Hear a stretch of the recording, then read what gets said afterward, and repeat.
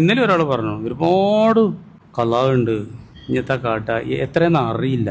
ഇന്നലെ ആൾ വിളിച്ച് പറഞ്ഞാണ് നിസ്കാരത്തിൻ്റെ ടൈമും കലാവ് വിട്ടാണ്, തഹജ്ജുദിന്റെ സമയത്ത് നീച്ചാണ് കലാവ് വിട്ടാണ്.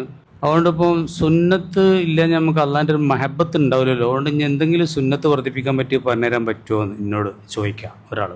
നല്ല ആളാണ്. അപ്പോൾ എന്നോട് ഒരാൾ ചോദിക്കണം, അപ്പോൾ അയാൾക്ക് വർദ്ധിപ്പിക്കാൻ പറ്റിയ സുന്നത്ത് എന്തെങ്കിലും നിങ്ങൾക്ക് എന്തെങ്കിലും പറയാം, കരിമാജിക്ക് എന്തെങ്കിലും പറയണ്ടോ? ഞാൻ എപ്പോഴും പറയലുണ്ട്, നിങ്ങൾ മനസ്സിലാക്കാത്തതുകൊണ്ടാണ്. ഈ ഫറല് കള്ളമുള്ളവർക്ക് സുന്നത്ത് നിസ്കരിക്കാൻ പാടില്ല എന്നുള്ള മസല അല്ല ഉള്ളത്.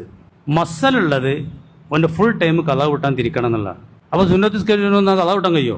അതുകൊണ്ടാണ് സുന്നത്ത് നിസ്കരിക്കേണ്ടെന്ന് പറഞ്ഞത്. അപ്പോൾ മനസ്സിലായോ? അത്രയും ഗൗരവമാണ് കലാക്ക്. ഇങ്ങനെയൊക്കെ ചെയ്ത് അള്ളാഹ്ക്ക് 5 നേരം നിസ്കരിക്കണം എന്നുള്ളത് നിസ്കരിക്കാതെ വല്ലവയ്ക്കും പോയിട്ടുണ്ടെങ്കിൽ അത് വീട്ടിൻ്റെ വേറെ ഏത് പരിപാടിയും എന്താണ് മസല? സുന്നത്ത് നിസ്കരിക്കാൻ പാടില്ല എന്നല്ല. അപ്പം ഞാൻ സ്വലാത്തെല്ലാം പറയാം അവനോട്, പറ്റുമോ? ആ സമയം ഞാൻ എപ്പോഴും പറയില്ലേ, മൊബൈൽ തോണ്ടിക്കാനും പറ്റില്ല, പേപ്പർ വെച്ച് തീർക്കാനും പറ്റൂല, ഒരു പണിയും പറ്റൂല അവന്.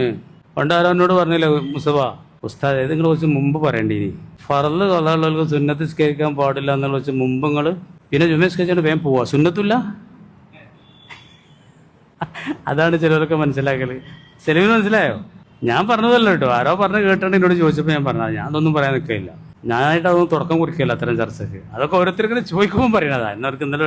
അപ്പോൾ ഇതൊക്കെ എന്തുകൊണ്ടാണ് വരുന്നത് നിങ്ങൾക്ക് അറിയും? ഇതിൻ്റെ ഗൗരവം എന്തിനാണ് ഈ നിസ്കരിക്കണത് എന്നുള്ളത് മനസ്സിലാക്കാത്തത്.